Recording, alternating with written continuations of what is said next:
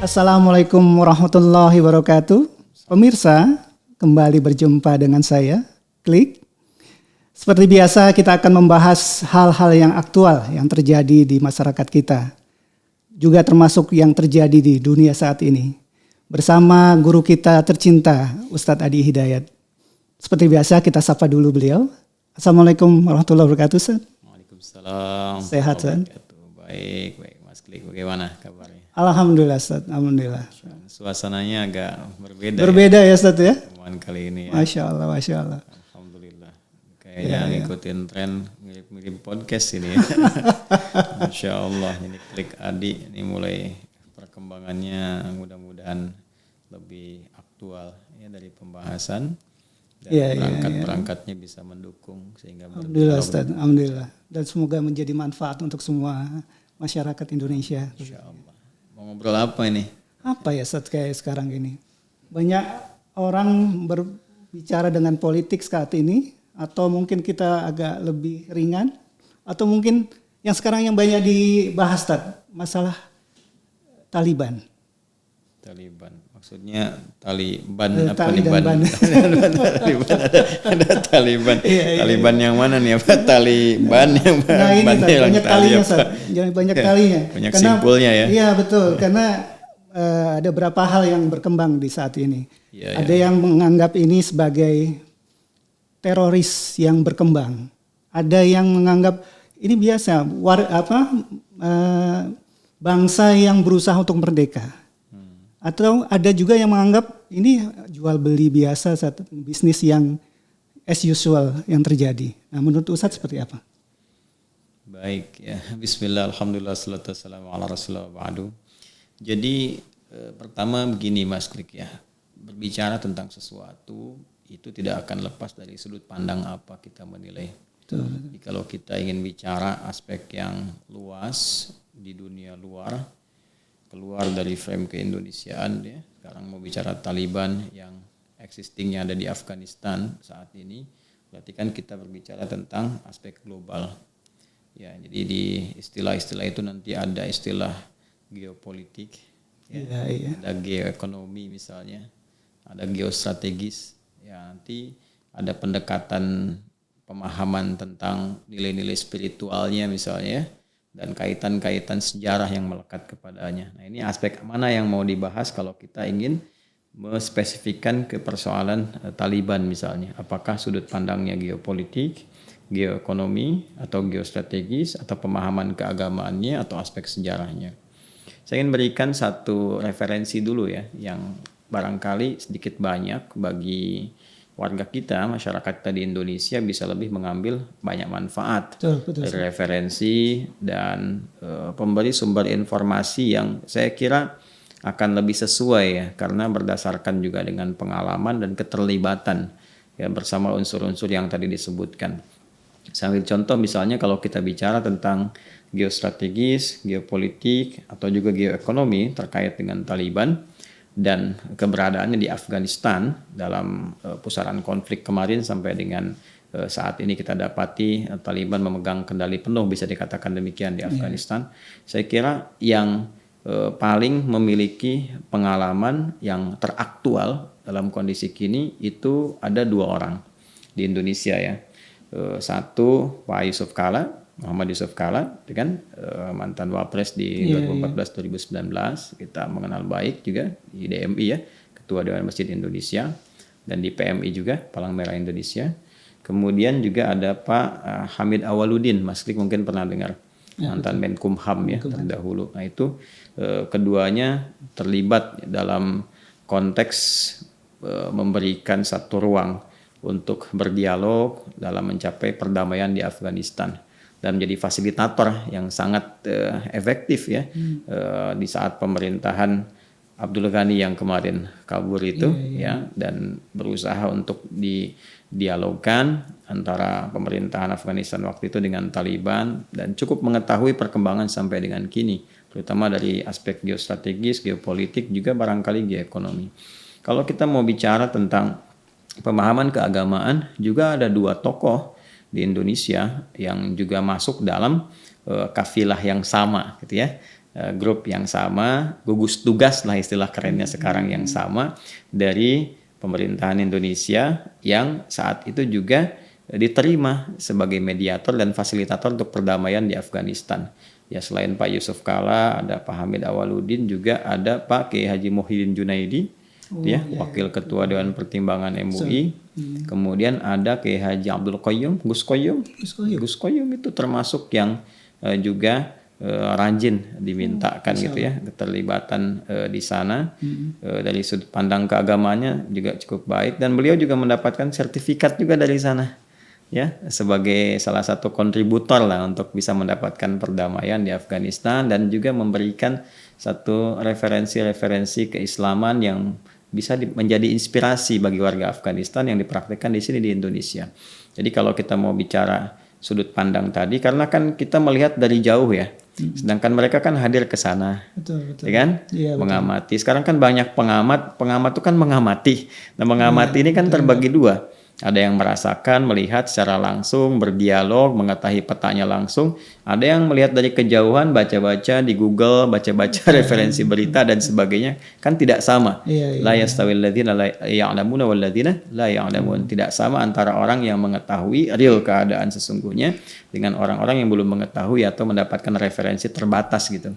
Sama dengan orang misalnya belajar manasik tapi belum pernah ke Mekah. Ya kan, tahu nih cara-caranya haji misalnya wukuf di Padang Arafah, demikian seterusnya sampai dengan tuntas, tapi belum pernah ke sana. Berbeda dengan orang yang pernah ke sana, pernah menjalaninya, tahu ilmunya, kan ceritanya akan berbeda gitu ya. Betul. Sudut pandangnya kita akan lebih terpetakan dengan baik gitu. Jadi saya menyarankan kalau ingin membahas tentang persoalan tadi, maka yang pertama harus didengar adalah orang-orang yang memang terlibat langsung di sana sebagai peran-peran tertentu yang membawa kemaslahatan. Seperti yang tadi saya sebutkan. Nah, apa yang bisa kita bahas saat ini barangkali bisa kita lihat di aspek kesejarahan. Karena aspek kesejarahan ini sifatnya luas, ya kan? Dari sisi mana saja bisa kita gali gitu. Karena sejarah itu kan cukup panjang ya, terkait dengan bisa Afghanistannya sampai ke Taliban yang kita bisa urutkan di wilayah itu, ya di sekitaran itu dan referensinya cukup luas, bisa kita lihat dari orang-orang terdahulu yang pernah beraktivitas, kemudian menuliskan itu semua, berita sampai kepada kita dan semua bisa mengakses, jadi lebih netral, lebih objektif. Jangan sampai nanti begini, siapa nih Adi Hidayat bicara Taliban Afghanistan belum pernah ke sana gitu kan, nggak tahu situasi. Jadi akhirnya cuma sudut pandang, ya sama aja kita mengumpulkan informasi di luar lalu kita sampaikan dan juga terlalu cepat nanti mengambil kesimpulan karena sudut pandangnya bisa berbeda. Misalnya secara politis Amerika nih 20 tahun ngapain di sana gitu kan, datang tiba-tiba pergi gitu kan. Dari sudut pandang politik kan sangat menarik gitu, dari geostrategis juga sangat menarik gitu. Osama bin Ladennya sudah meninggal dunia di Pakistan kalau nggak salah tahun 2011 ya, pada saat itu gitu, di masanya Obama kan pada saat itu. Nah terus dia butuh 10 tahun lagi untuk eksis, ada apa gitu, dan tiba-tiba pergi begitu saja. Setelah pertemuan antara Trump ya dengan juga Taliban difasilitasi oleh Qatar pada saat itu, dan tiba kemudian diatur jadwal untuk meninggalkan Afghanistan. Nah, itu sudut pandangnya bisa berbeda. Terlalu dini kalau kita berbicara tentang aspek-aspek tadi, kecuali orang-orang yang pernah terlibat di situ, menjadi negosiator, fasilitator misalnya. Nah, itu barangkali bisa kita dapatkan setidaknya lah akurasinya lebih tinggi. Nah, jadi menurut saya perbincangan kita kalau kita batasi di aspek sejarah itu lebih menarik dan memberikan pijakan yang kuat untuk melihat secara luas cakrawalanya sebagai referensi-referensi ke depan dalam memaknai Afghanistan ya, termasuk nanti bisa dibawa ke dalam sudut pandang kebangsaan, bagaimana Indonesia bisa misalnya menjalin kerjasama dengan pemerintahan Afghanistan ke depan dalam hal-hal tertentu, apakah di bidang politik, ekonomi dan sebagainya. Pijakan sejarah ini penting untuk diketahui. Ya karena itu disebutnya sejarah dari kata syajarah. Syajarah itu kan pohon. Jadi bukan sekedar pohon yang akarnya kuat menghunjam ke bawah, yang dahannya kokoh, rantingnya itu naik ke atas gitu. Masya Allah, itu ilmu baru saya baru dengar. Jadi kita syajarah. Jadi kita kalau pengen punya ranting dengan buahnya yang random, yang bagus, pengen kita petik dan berhasil, harus punya akar yang kuat ke bawah. Nah, kalau kita ingin mengirim duta kerjasama keluar, harus paham akarnya dulu, supaya dari akarnya kita belajar bagaimana mengambil manfaat. Demikian sebaiknya simbiosis mutualisme dan menghasilkan buah-buah random yang siap dipetik dan tanpa ada yang dirugikan gitu. Dalam pandangan sejarah, sebetulnya wilayah Afghanistan yang kita sebut Afghanistan sekarang ya, yang batasnya masih hafal ya, Mas Dik ya? Kalau di barat apa tuh? Di barat apa batasnya? Di barat itu dia berbatasan dengan Iran ya. Iran. Kemudian di timur dengan selatannya ada Pakistan. Di bagian utaranya dia ketemu Tajikistan, Turkmenistan, kemudian ada Uzbekistan. Makanya kan kemarin tentara itu ada yang kabur ke Tajikistan, dekat Turkmenistan dekat. Kemudian di timur jauhnya ada Cina. Ya, dan ada dekat sedikit nanti India, karena nanti ada satu kaitan besar dari masa lalu. Dalam pandangan sejarah atau perjalanan sejarah lebih tepatnya, wilayah Afghanistan khususnya yang tadi disebutkan itu memang perjalanannya selalu dihiasi dengan dalam tanda petik ya, konflik kekuasaan, perebutan wilayah lah gitu ya, perebutan wilayah. Ini wilayah yang sangat menarik juga, padahal ini dilingkupi oleh daratan kan, daratan yang cukup luas gitu. Jadi kalau padang pasir itu di Timur Tengah, terus termasuk juga di Afrika Utara, Libya misalnya itu hampir 2/3-nya padang pasir, ya. Terus kalau kita Indonesia lautan, ya, itu Afghanistan daratan itu yang sangat menarik. Tapi kenapa orang banyak sekali dari zaman dulu, dari 5.000 tahun yang lalu, ya, memperebutkan wilayah itu dari suku Arya yang pertama kali juga termasuk berperan di sana 5.000 tahun yang lalu lah kurang lebih ya. Itu suku Arya itu dari Indo-Iran ya. Indo-Iran, walaupun belakangan ada sejarawan khususnya di abad ke-19 itu salah memahami sehingga jadi mispersepsi dan melahirkan satu bencana dunia pada saat itu. Jadi kalau kita lihat Arya dalam bahasa Sanskerta itu Aryavarta. Aryavarta itu menyebut satu wilayah dari bangsa Arya ya, yang dekatnya mungkin lebih ke Persia ya, wilayah dekat Persia gitu, atau di Iran lah saat ini dengan nama Iran. Dan Iran itu dari kata Arya asalnya. Ya, suku bangsa Indo-Arya disebutnya atau Indo-Iran pada saat itu. Dia cukup besar, bangsa yang menguasai wilayah itu pada saat itu. Kemudian juga yang paling menarik, kemudian nanti berganti setelah itu. Dari Arya nanti ada masuk yang namanya Mede, pernah dengar? Jadi bangsa Media. Mede itu juga termasuk dari bangsa purbanya Iran, dari Teheran. Kalau sekarang itu Iran, jadi dari wilayah Teheran pada masa itu, Teheran, Hamadan, kemudian provinsinya Isfahan, negaranya untuk sekarang Iran. Nah itu juga cukup besar dia di zaman istilahnya zaman emas dulu itu ya. Jadi setelah Arya kemudian muncul Mede atau Media. Dan Arya itu sekarang masih diabadikan dalam beberapa nama, termasuk pesawatnya Afghanistan itu kan ada Aryana tuh. Aryana Afghan Air gitu kan. Aryana itu dari Arya. Sama gitu, Aryana. Ada artis tuh dari Inggris namanya Ariana Grande gitu ya. Itu ada hubungannya juga? Enggak tahu juga. Ariana Grande itu temannya Jessie J ya. Tapi saya enggak suka musik, ini cuma saya kan baca. Ya, riset itu bab lain nanti kalau mau diskusi. Mau tanya-tanya ini saya baca, senang teori tahu, tapi kalau untuk hukum kita bisa punya pandangan berbeda gitu. Balik ya. Jadi itu Arya tuh jadi Aryana, nanti dari Arya juga. Nah, cuma nanti bencananya sebelum masuk ke Mede, ya, saya mau tegaskan begini, di abad 19 ada mispersepsi ya dari kajian. Nah, ini juga jadi bencana, jadi bermasalah apalagi kalau seseorang dengan gelar misalnya ilmuwan atau profesor kurang ketelitian kan. Profesor apalagi sekarang doktor misalkan atau ilmuwan itu kan jadi rujukan gitu, apa yang disampaikan orang ngelihatnya kan riset. Makanya ketelitiannya itu harus memiliki akurasi tinggi. Nah pada saat itu mereka salah persepsi dan memahami dari referensi-referensi yang kurang maksimal bahwa ini Arya ini asalnya untuk bangsa Eropa. Nah ya, itu persepsi saya tadi pertama. Jadi dari Eropa yang rambutnya pirang dan sebagainya. Betul, nah. Itu dulu yang salah meneliti namanya, ada mungkin Mas Lik pernah dengar Arthur namanya de Gobineau ya. Arthur de Gobineau itu dia salah meneliti sampai kemudian dari tesisnya, penelitiannya dia itu diambil oleh seorang bernama Stewart Chamberlain ya. Stewart Chamberlain ini dia meramu ini dan melahirkan nanti teori rasisme yang dikembangkan oleh Nazi. Jadi Nazi menganggap bahwa Arya ini yang paling dominan, kemudian nanti terjadi beberapa pemusnahan dan sebagainya yang sebagian Allah alam ya, kita verifikasi ya pokoknya. Kita belum bicara isu Holocaust nyata dan sebagainya, atau kita belum bicara ke sana ya. Kita hanya bicara bahwa di antara kebanggaan yang ditonjolkan oleh Nazi pada saat itu, salah satunya adalah bagaimana dia mengangkat bangsa Arya sebagai yang superior. Nah, itu salah satu hasil dari tesis yang salah. Ya, yang dipopulerkan kemudian oleh Stewart Chamberlain itu yang tadi saya sampaikan. Jadi hati-hati juga bahwa riset yang tidak akurat, yang tidak kurang lengkap dan sebagainya, itu kalau salah dipahami bisa berbahaya. Sama dengan ini, kalau Mas Klik pernah dengar Francis Fukuyama itu, ya, yang dia membuat tulisan yang sangat populer itu, Clash of Civilization itu, yang kemudian dia mengatakan bahwa setelah Perang Dingin nggak ada musuh bagi Amerika kecuali Islam. Dan itu sangat menginspirasi, sangat menginspirasi bagi sementara orang itu akhirnya kan memosisikan Islam itu sebagai musuh bagi Barat, ya kan? Islam itu sebagai bukan cuma tantangan, problem bahkan, sehingga harus diciptakan kesan-kesan tertentu ya dari orang-orang Islam, bukan Islamnya, ya orang Islamnya dibidik tapi yang diambil Islamnya gitu. Itu harus nanti mungkin edisi yang lain lah kita bisa bahas. Ya kan orangnya bermasalah tapi kenapa Islam yang dimunculkan? Termasuk yang terjadi di Afghanistan sekarang saat nanti kita masuk ke situ. Kayak bom yang kemarin ya, yang menewaskan 130 orang, kita sangat berduka cita. Ya, kemudian juga ada 13 tentara Amerika kalau nggak salah. Itu kan kerjaannya ISIS katanya kan.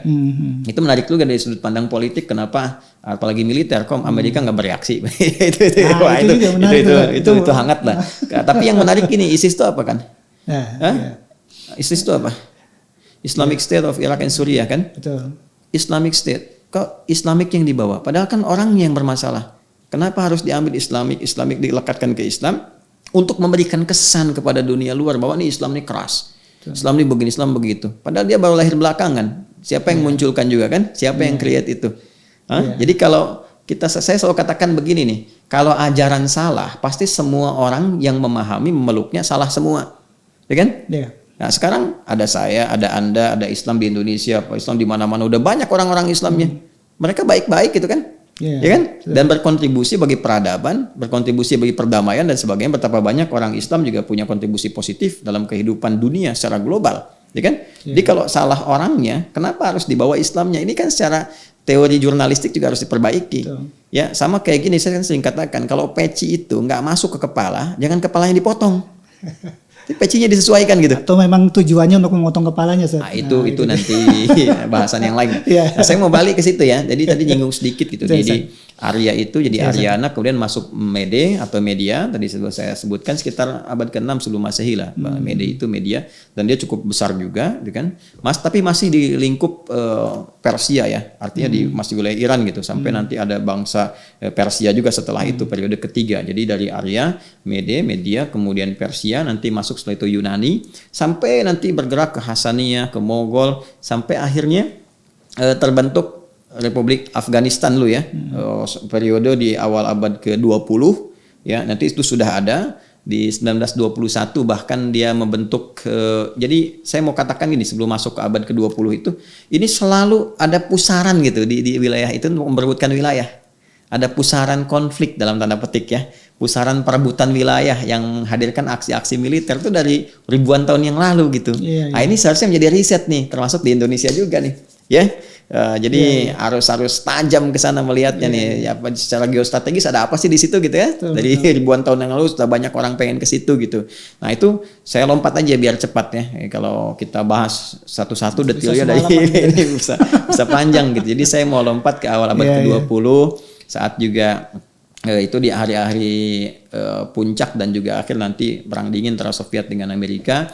Nah, sebetulnya itu saya bicara Soviet dulu ya. Uni Soviet itu punya hubungan yang cukup mesra ya dengan Afghanistan pada saat itu, yang mereka juga punya perjanjian persahabatan yang ditandatangani tahun 1921 pada saat itu ya. Jadi nggak boleh saling menyerang, damai, saling menjaga. Itu per 10 tahun diperpanjang. Per 10 tahun. Nah, jadi yang paling menarik bahkan nanti ada namanya Nur Muhammad Taraki.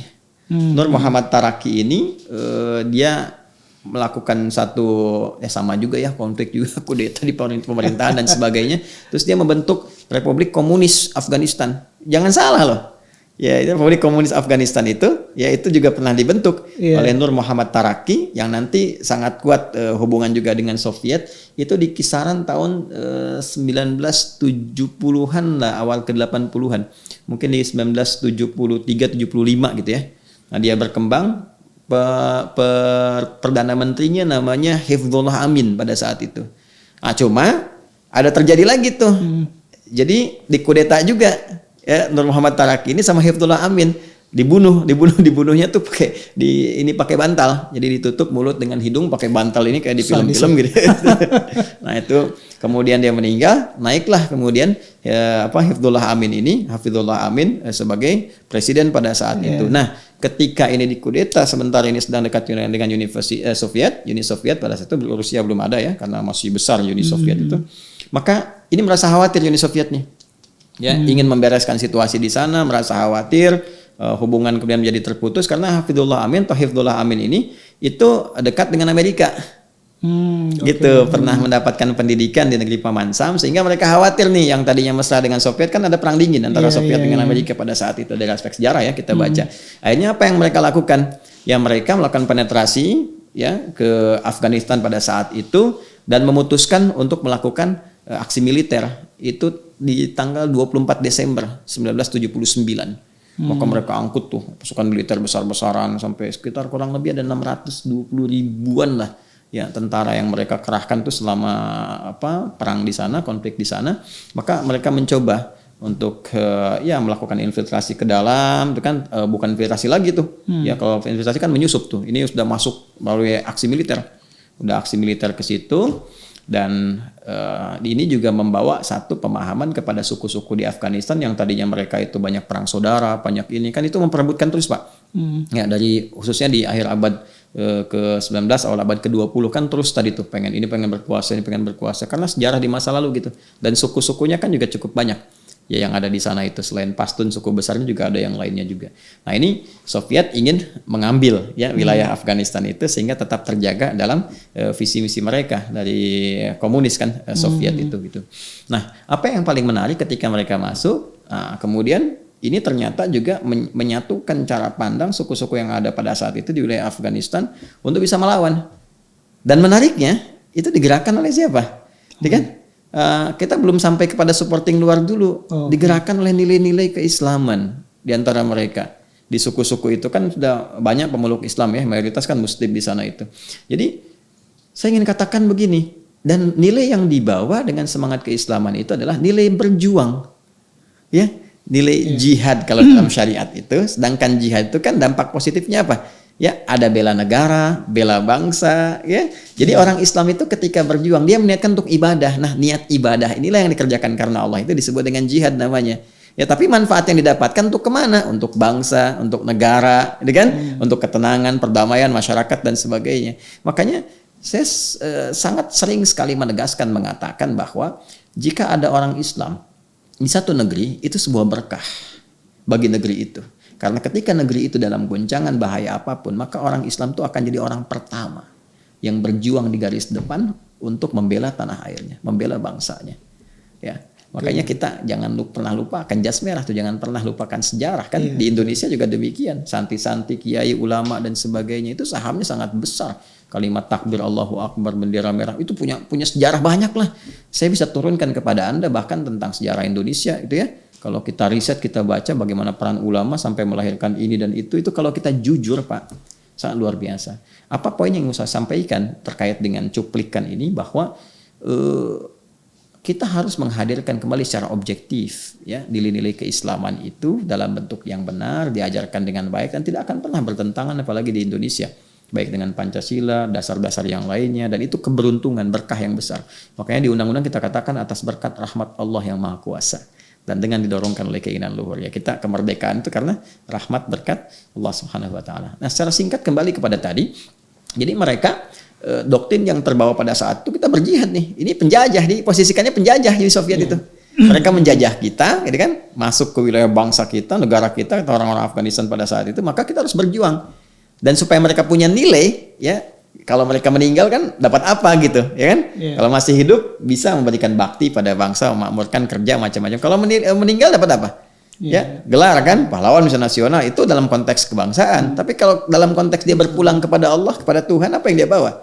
Maka niat itu yang membedakan perjuangan untuk sekedar dunia atau meraih berkah akhirat. Maka niat jihad ini disematkan pada diri mereka untuk mendapatkan penilaian akhirat. Ya, kebaikan-kebaikan akhirat. Orangnya disebut dengan mujahid. Kalau jamaah disebut mujahidin, maka diistilahkanlah mujahidin. Anda kalau lihat tulisan-tulisan event itu di Wikipedia misalnya, Anda akan dapatkan Uni Soviet versus mujahidin. Bukan A, B, C, D dan sebagainya.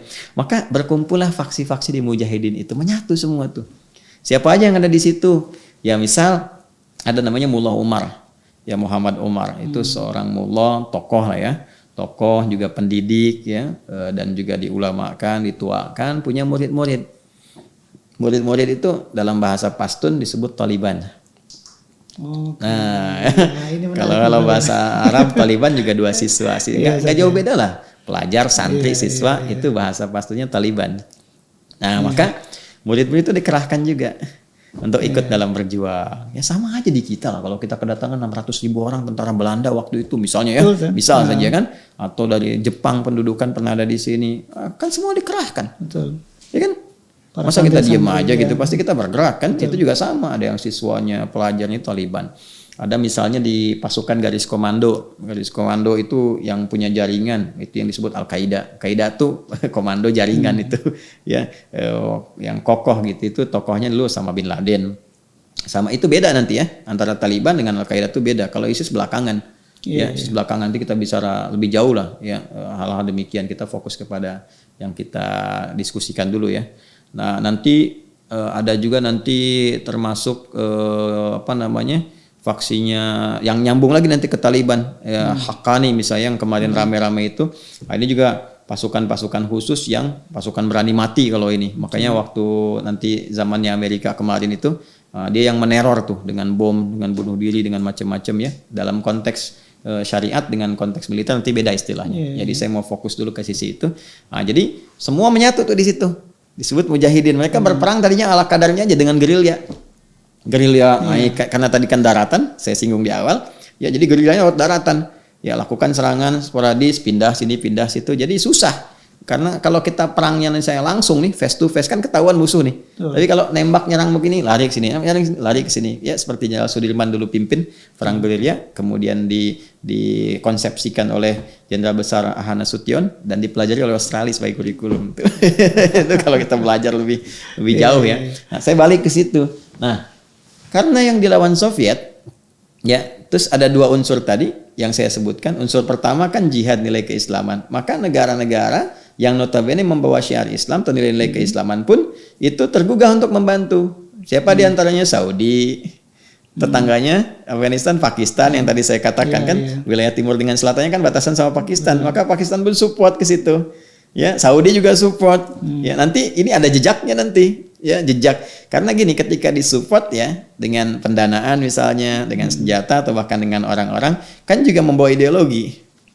Ya, itu membawa ideologi. Ideologinya apa? Misalkan Sunninya khas mana nih? Ya di Arab sendiri misalnya antara Saudi dengan Kuwait kita lihat perbedaan mendasar ya. Saya pernah ke Emirat, pernah ke Qatar gitu kan, pernah di Saudi juga. Jadi kita melihat perbedaannya. Jadi kalau kita bandingkan dengan yang di Mesir, Libya punya khas tersendiri. Jadi Islam tuh begitu indah, nilai-nilai yang sangat universal itu ketika Masya Allah ya diterapkan di lingkungan-lingkungan tertentu itu akan sangat mudah adaptasinya dengan lingkungan setempat dan punya ciri khas. Ya, jadi Islamnya semua Islam, sholatnya sama, ini sama, tapi ada ciri khas interaksi ya yang diadaptasikan dengan budaya, adat istiadat setempat dan tidak bertabrakan dengan syariat. Ya, nanti kita bicara lebih jauh lagi. Banyak yang kita bicara lebih jauh nih. Ada beberapa topik tadi. Nah, jadi ketemu ya. Ketemu. Jadi ini nanti bawa ideologi, bawa pengaruh juga, support. Kemudian tadi masih ingat gak saya sebutkan Uni Soviet sedang perang dingin musuhan sama siapa? Dengan Amerika. Maka Amerika lihat peluang, nggak mau ketinggalan nih, kan? Betul. Maka Amerika lewat CIA-nya ya bergerak juga.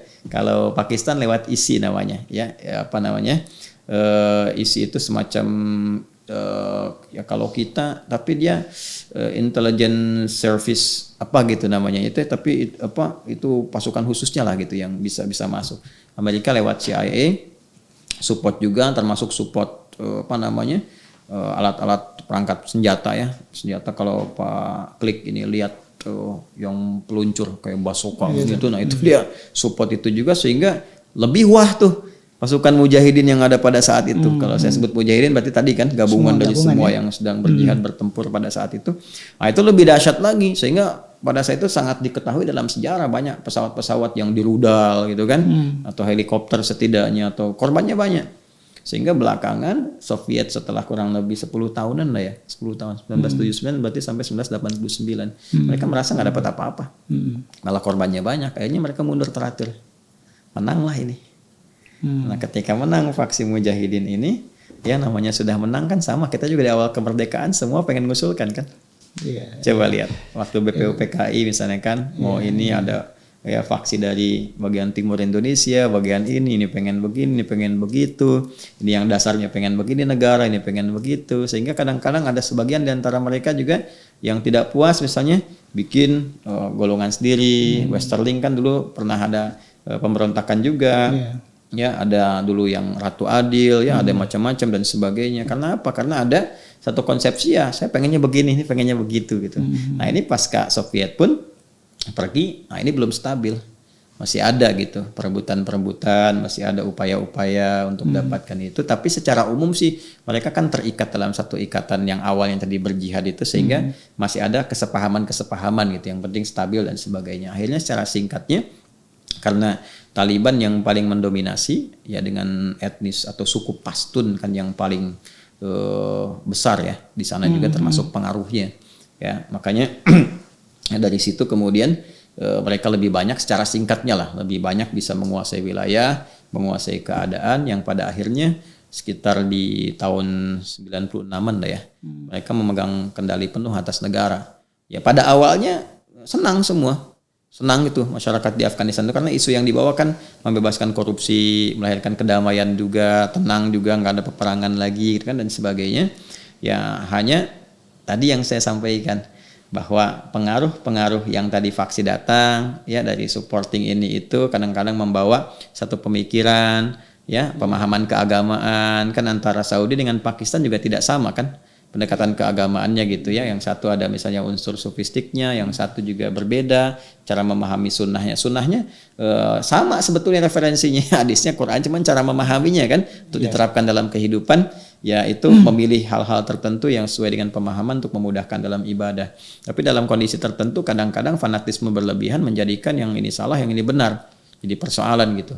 Nah ini ketika dibawa dalam konsep kehidupan mungkin nggak semua bisa menerima semua persepsi itu ya dalam konteks Taliban pada satu di 5 tahunan 96-2001 menerapkan satu hukum yang ketat ya, dari yang awalnya semua sepakat tentang pembebasan korupsi, kedamaian ini, tapi ada ketidaksepakatan dalam beberapa pemahaman yang sangat konservatif ya.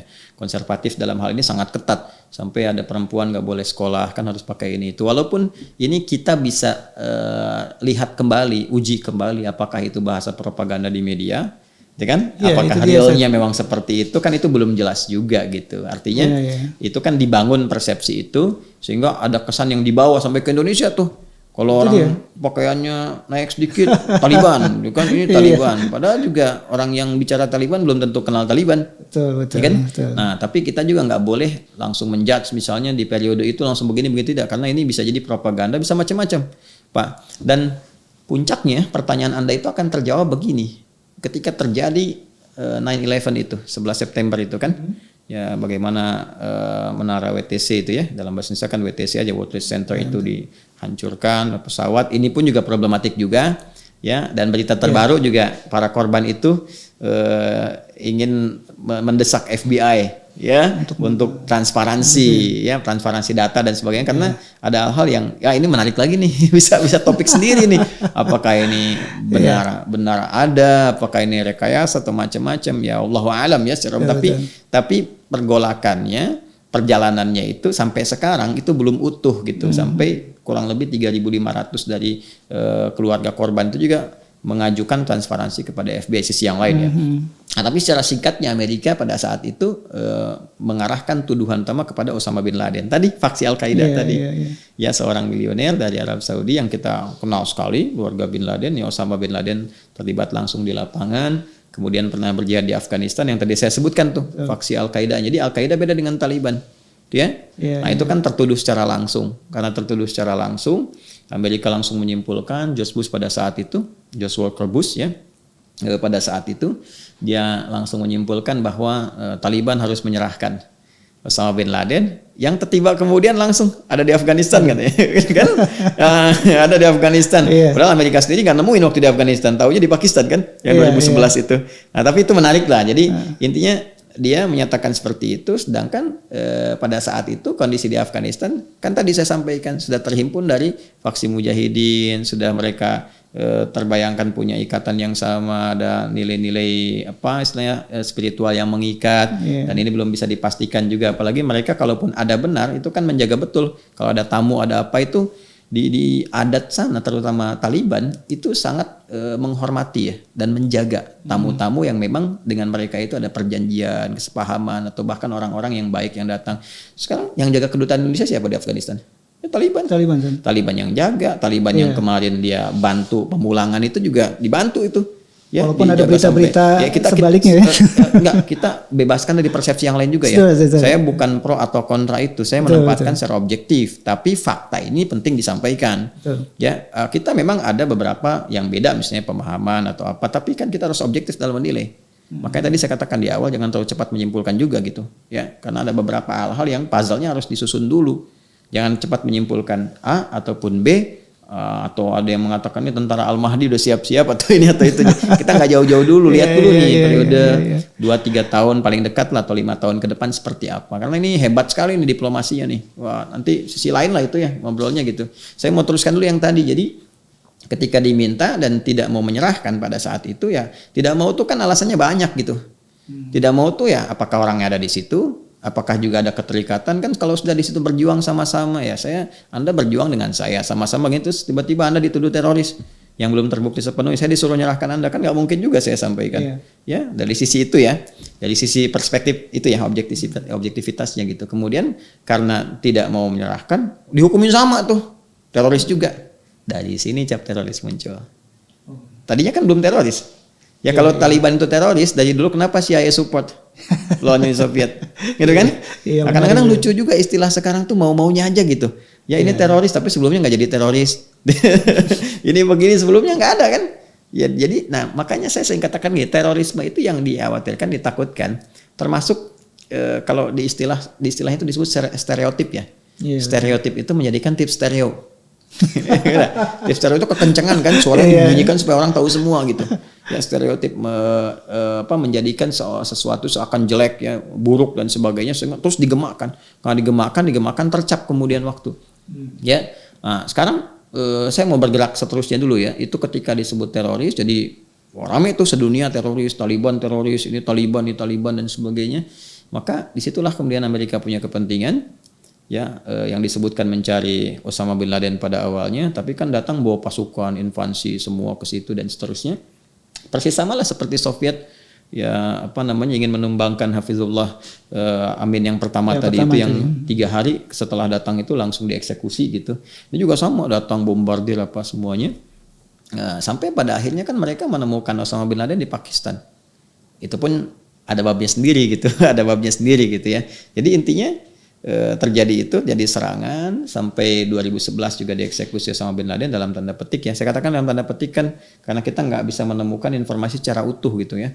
Kita nggak tahu proses mayatnya di mana, katanya mayatnya dibantarkan di lautan juga dan sebagainya. Wallahu alam ya, terlepas dari itu semua bahwa fakta yang kita bisa dapatkan Osama bin Laden saat kemudian dieksekusi oleh Nafisel pada saat itu kan nggak ada di Afghanistan, itu kan. Nah, jadi persoalannya sekarang klaim Amerikanya mana? Seperti di Irak mencari senjata perusahaan masalah nggak ketemu, kan? Ini persoalan. Jadi mohon maaf kalau kita mengatakan bahwa pencarian mereka 10 tahun sampai menemukan Osama bin Laden di Pakistan kan tidak dapat di Afghanistannya. Kemudian yang menarik setelah itu bertahan lagi 10 tahun lagi. Ya. Taliban itu didongkel dari kekuasaannya. ya datang pasukan asing puluhan ratusan ribu ke negara di tempat yang dia sedang berkuasa, gitu kan?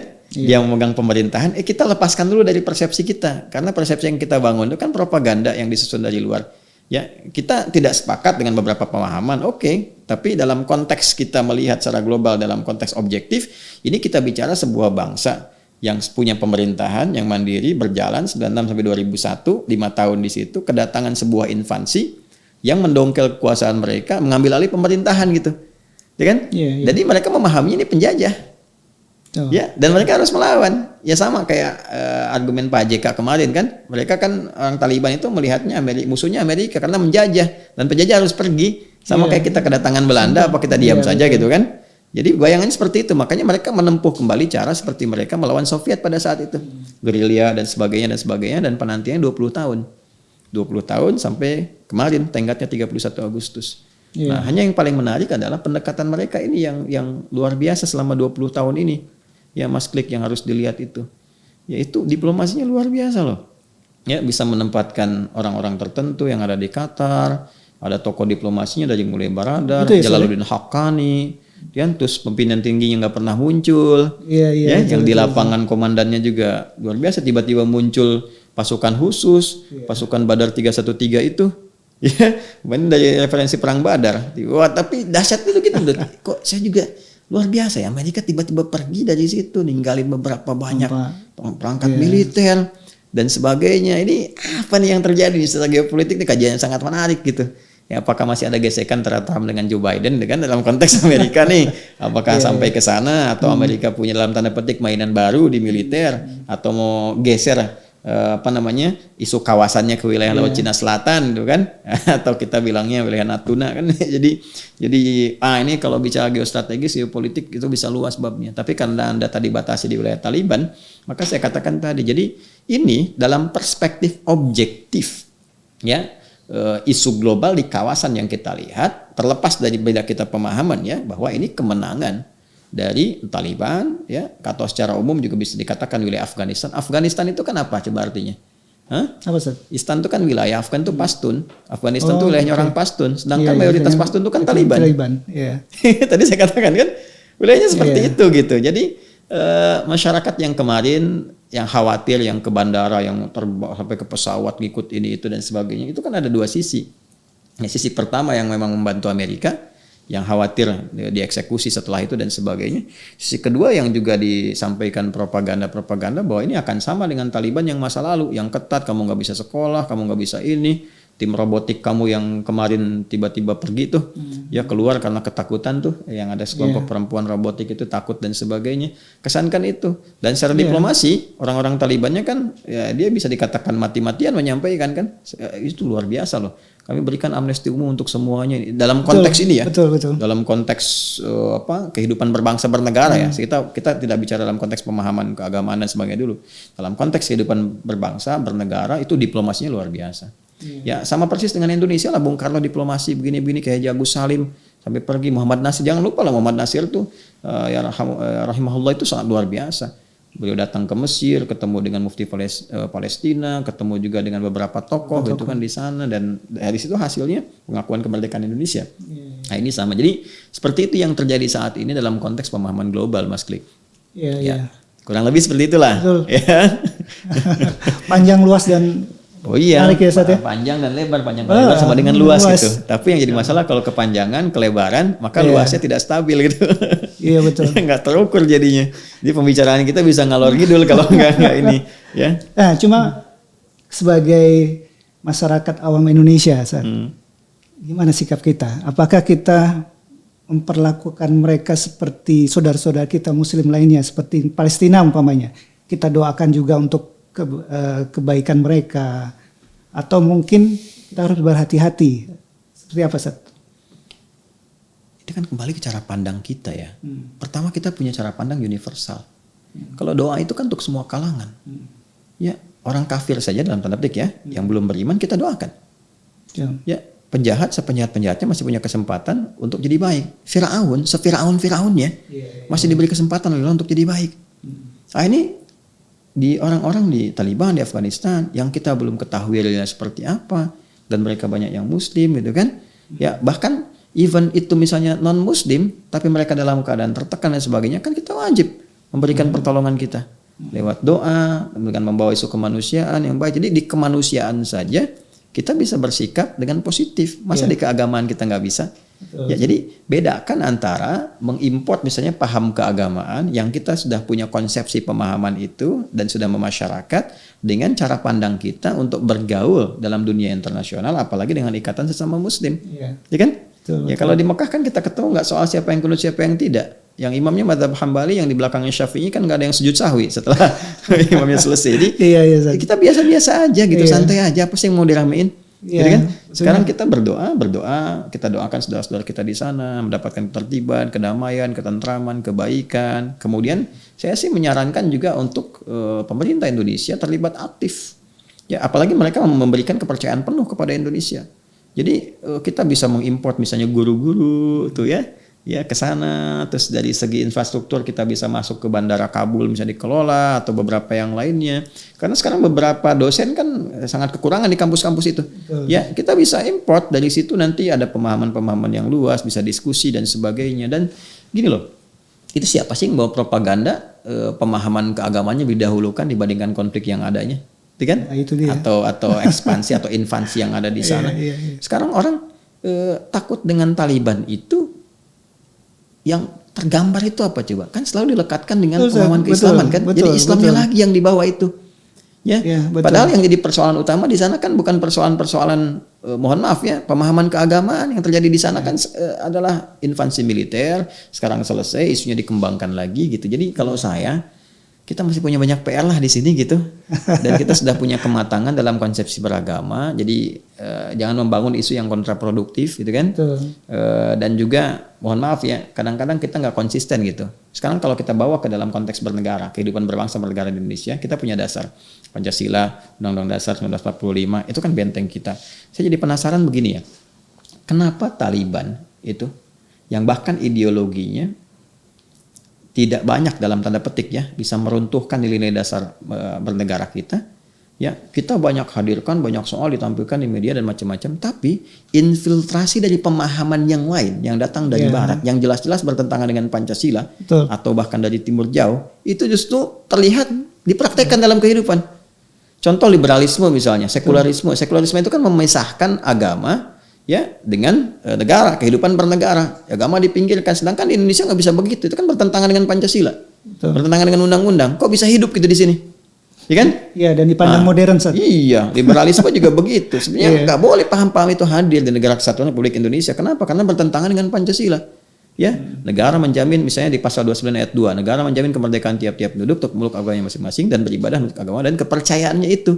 Nah, kita sekarang sedang ibadah, sedang mempraktekkan, sedang baik-baik. Ibadah dalam Islam dipraktekkan dalam lini kehidupan masyarakat yang luas, termasuk dalam bernegara, ya dengan konsepsi yang sudah kita sepakati bersama, ya melalui dasar negara ada Pancasila, ada Undang-Undang 1945 dan turunan-turunan yang lainnya.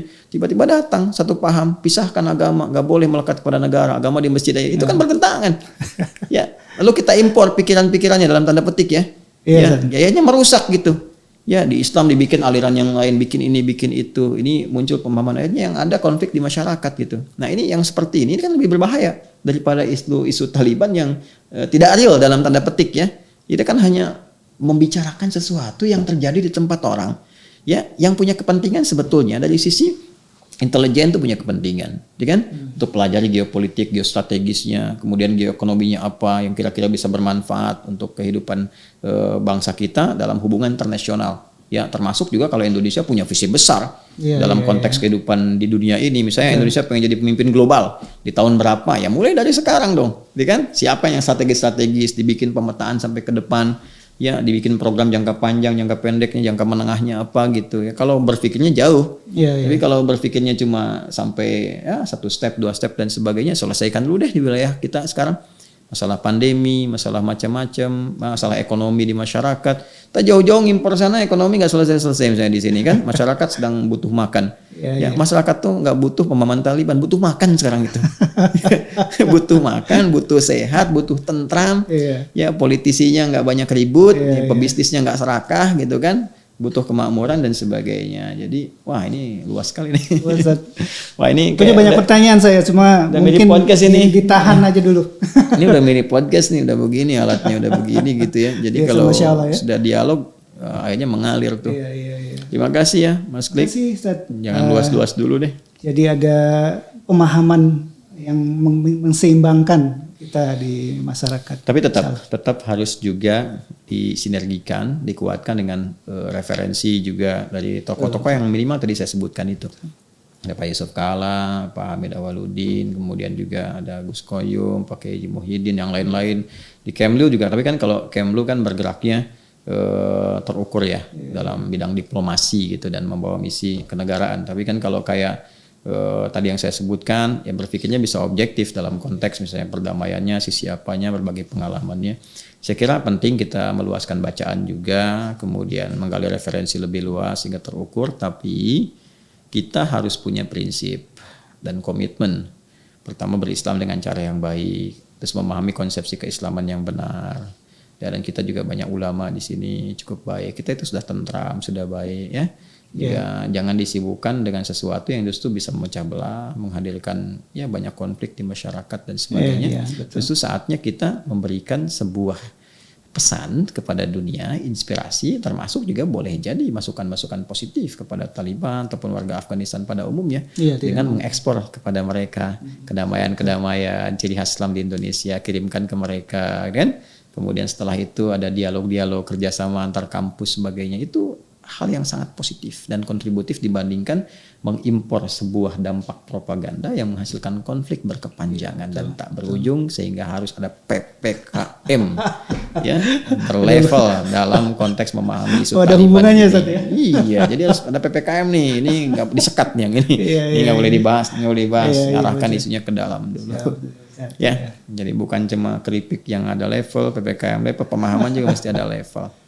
Ya, jadi berpikir itu begitu Pak Klik. Jadi berpikir itu ada 4 tingkatan. Orang yang mampu berpikir, mengkonstruksi sebuah pemikiran sehingga menjadi sebuah cara pandang yang baik dan jadi ilmu. Yang kedua yang nggak bisa berpikir, yang susah gitu kan. Yang ketiga yang salah berpikir, itu yang harus diluruskan. Yang keempat yang jadi pikiran.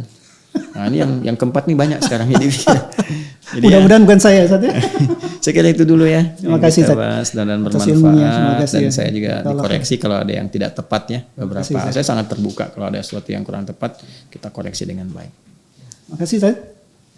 Pemirsa, Masya Allah, ini perbincangan yang sangat-sangat bermanfaat dan mungkin akan kita lakukan di kesempatan berikutnya. Saya Klik. Assalamualaikum warahmatullahi wabarakatuh.